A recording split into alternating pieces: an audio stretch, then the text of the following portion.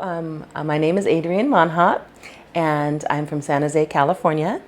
And I was living my normal life after a 2015 cancer diagnosis.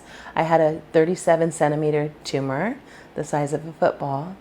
At that time, they took it out and removed it, and it was benign.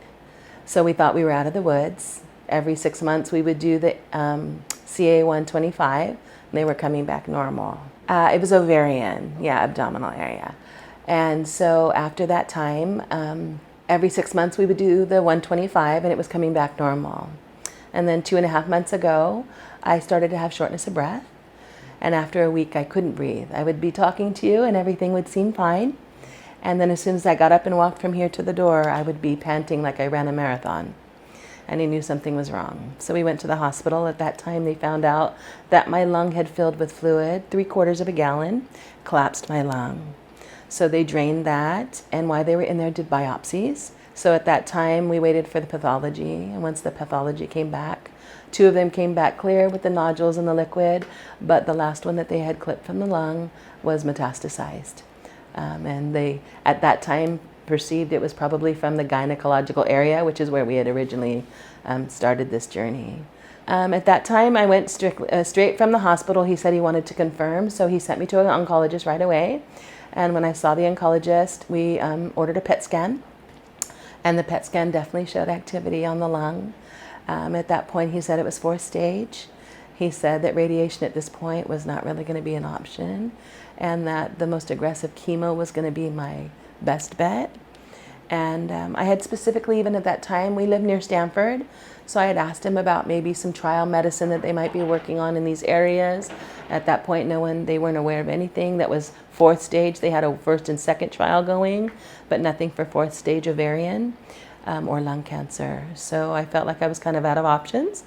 And I was looking at the chemo straight in the face and a 4th stage diagnosis. That's when I began to pursue just my own research and began to look at both nutrition and other types of therapies, natural and holistic, which led me onto the website eventually.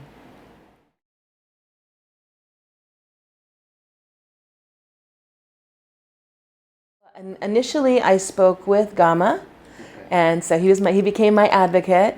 And then got turned on to Anna, and I was helping me with getting things situated with the flights and the hotel and that kind of stuff. And then I met Dr. Batista when I first arrived. And so, again, I felt like I already know him. That was the first line I told him. I feel like I already know you. And since that time, I was actually under David Alvarez's care. I can't say enough about him and my whole nursing staff.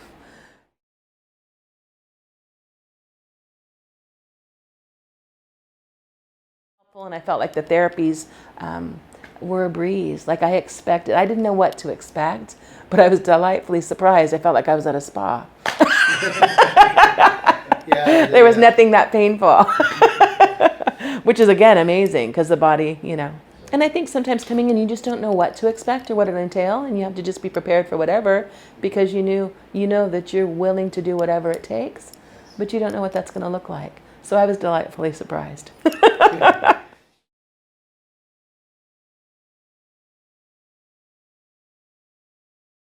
I think Tijuana is my home away from home. I found nothing but warmth, beauty. The people are amazing and wonderful. I haven't had any bad experiences. You go to any large city or any city across any border, you're going to see a lot more traffic and a lot more activity in a city. So just use your brains, But in general, the other thing I would say is that even from the hotel, the relationship and the partnerships that Immunity Center has taken time to build in community also assures safety.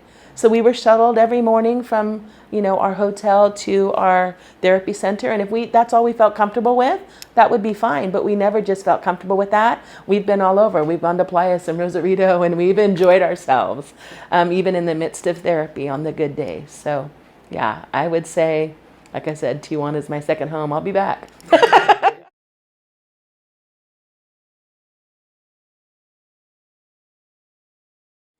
Come, don't wait. Come now. Don't hesitate. Yeah, that would be my message. Don't wait. There's no reason to wait. There's nothing to fear. And I would say, too, there's taglines that a lot of marketers might have for a business. But when I think about even when it says restoring hope and reclaiming lives, like, let's legit. That's what's happening here. So come now.